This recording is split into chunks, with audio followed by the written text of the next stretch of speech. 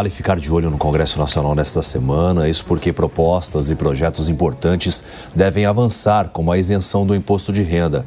Apesar disso, o clima entre os parlamentares não está muito bom. Após embate sobre PEC da blindagem, PL da anistia, que a gente já repercutiu aqui no Jornal da Manhã. Por isso, nós convidamos o cientista político Márcio Coimbra para falarmos justamente sobre o que podemos esperar, então, do parlamento nesta semana, que deve ser intensa. Eu gostaria já de começar te perguntando sobre os principais pontos que a gente deve ficar, então, de olho nesse contexto ao longo da semana no Congresso Nacional. Muito bom dia. Bom dia, uma satisfação imensa estar aqui na Jovem Pan conversando com vocês e com toda a audiência do canal essa manhã. Na verdade, você está certo, vai ser uma semana intensa no Congresso Nacional. A gente tem uma agenda muito extensa que a gente vai estar acompanhando aqui em Brasília, e especialmente no que tange ao pacote de benesses do governo federal. O governo federal, ele começa com a isenção do imposto de renda e também vai ter, a partir daí, uma série de medidas que vão despejar bilhões nas mãos do governo federal, ajudando o presidente Lula a buscar a sua reeleição em 2026. Inclusive, esse é um ponto que chamou muita atenção do governador de São Paulo, Tarcísio de Freitas, no momento que ele é especulado para ser o candidato a presidente da República contra Lula no ano que vem.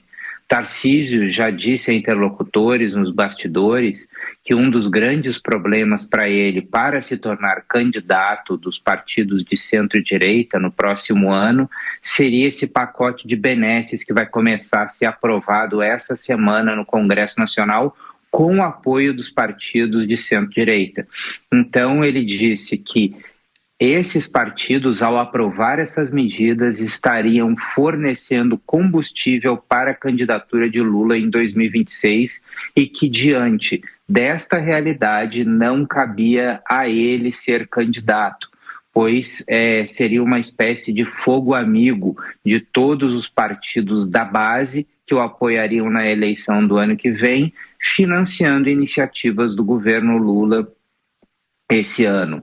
Além de tudo, a gente deve ver também a possibilidade de punição de alguns parlamentares que se movimentaram contra a casa naquela obstrução que aconteceu há cerca de um mês atrás, né, a favor da anistia.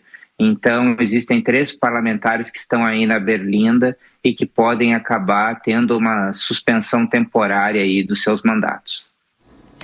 Márcio, eu ia falar para você que pauta que o Congresso está priorizando nesse momento para que o PL da anistia, enfim, o projeto da anistia tenha perdido força, mas você respondeu isso agora para a gente. Com certeza, a votação do imposto de renda será o foco nos próximos dias. Isso pode ter ofuscado um pouco o brilho, digamos assim, do projeto? Paulo, é o seguinte, eu acho que a questão da anistia ampla, geral e restrita, da forma como foi idealizada, ela praticamente está enterrada, especialmente porque a gente viu que o senador Davi Alcolumbre, no comando do Senado, disse que não pautaria nada nesse sentido. Nós sabemos dos interesses do senador Davi Alcolumbre para a nomeação de cargos que são caros a ele na administração pública, e também a gente sabe o momento que o Amapá está tendo lá com a possibilidade de exploração de petróleo na margem equatorial, que é o projeto principal de Davi Alcolumbre. E para isso ele precisa estar do lado do governo para que ele ganhe dividendos políticos e para que ele tenha força política nas indicações e nos ganhos que vão surgir de acordo com essa aumento de receita brutal. E nós sabemos também que Davi Alcolumbre mira no governo do Amapá.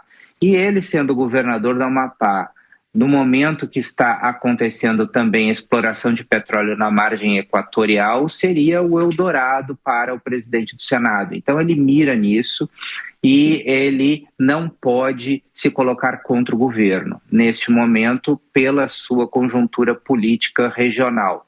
Então, o projeto de anistia, ele acaba fazendo água dentro das pretensões políticas de Davi Alcolumbre no Senado Federal. E na Câmara, nós vemos que já existe a possibilidade de um acordo com o Paulinho da Força para que o texto não seja de uma anistia ampla, geral e restrita, mas que seja um projeto de dosimetria, de diminuição das penas. Agora, vai depender de como isso tudo vai ser negociado na Câmara com o Senado. O Senado também, Davi Alcolumbre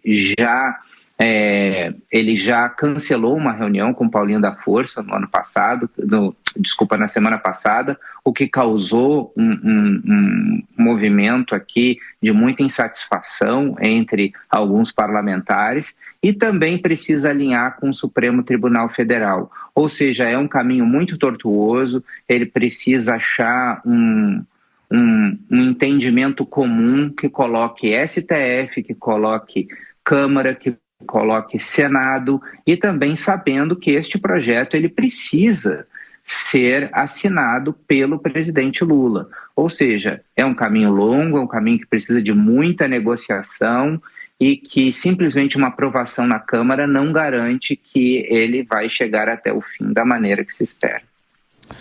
Nós vamos incluir na nossa conversa também os nossos analistas, começando pelo Gesualdo Almeida. Márcio, bom dia. Márcio, essa semana então teremos a votação, enfim, ao que parece, dessa extensão da isenção do IR para quem ganha até R$5.000. Isso se arrasta desde fevereiro.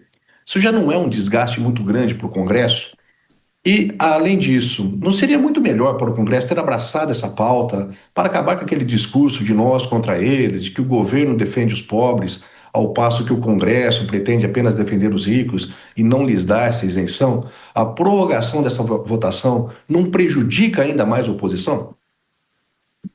Gesualdo, obrigado pela pergunta. Exatamente, você vai no caminho certo. Se a oposição tivesse abraçado esse projeto desde o começo, isso teria sido muito melhor para a oposição, porque ela poderia, inclusive, com a relatoria e com as discussões, a oposição poderia ter assumido a paternidade desse processo. Mas da maneira que foi feito, na realidade, a paternidade desse processo está nas mãos do governo, e nós sabemos que as benesses que vão ser colhidas deste resultado são benesses que serão colhidas pelo governo Lula, e especialmente em um ano eleitoral.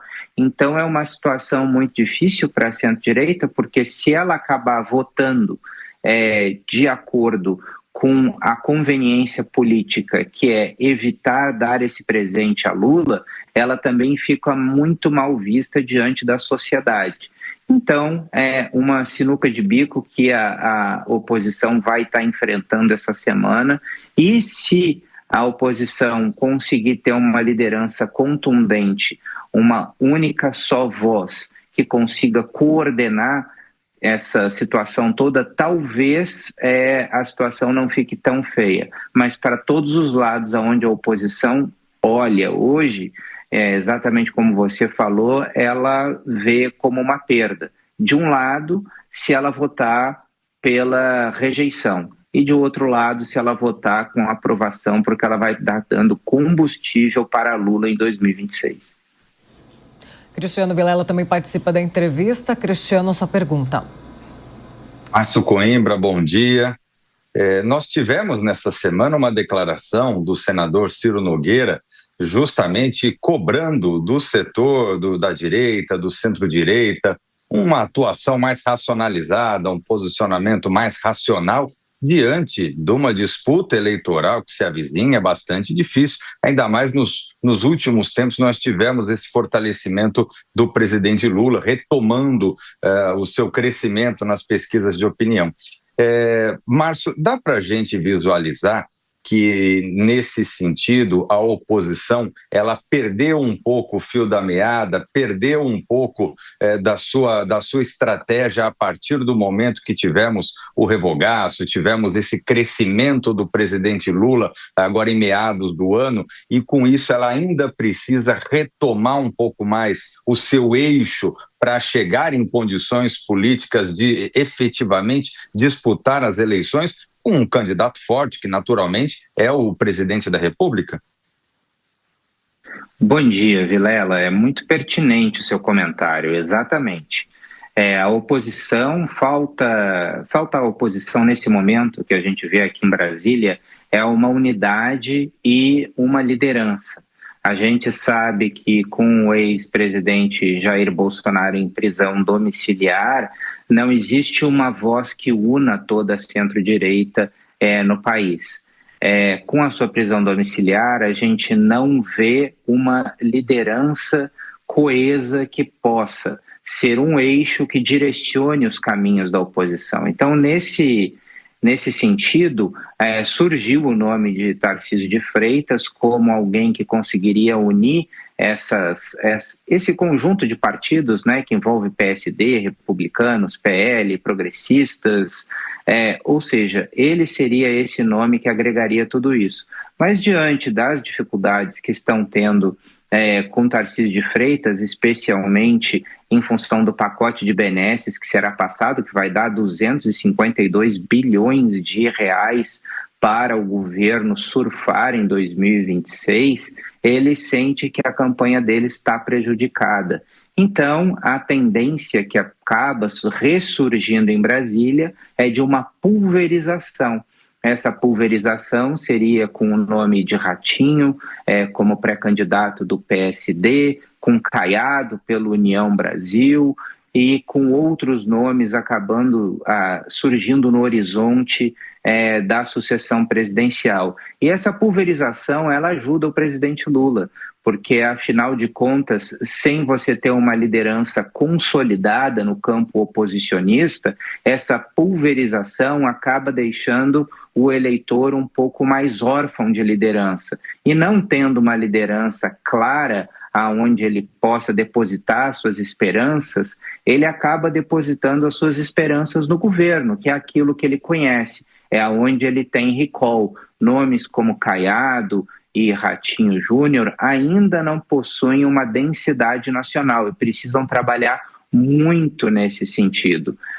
Acredito que a bênção de Jair Bolsonaro para algum desses candidatos, especialmente se fosse Tarcísio de Freitas, ajudaria muito a unificar a oposição. Mas nesse momento, o que nós vemos, infelizmente, na minha opinião, é essa pulverização. E essa pulverização vai acabar deixando a democracia muito mais fraca. Então é por isso que eu falo infelizmente, porque o debate ele será muito menor e será um debate muito mais esvaziado. A oposição precisa claramente de uma liderança que possa conduzi-la e que possa liderá-la para as eleições de 2026. Sem dúvida alguma. Nós conversamos com o Márcio Coimbra, ele que é cientista político, aqui no Jornal da Manhã, sobre essa movimentação, né, ao longo dessa semana aí no Congresso Nacional, que deve ser intensa. Muito obrigado pela participação aqui. Eu que agradeço, uma ótima semana e um ótimo domingo para todos que acompanham a Jovem Pan.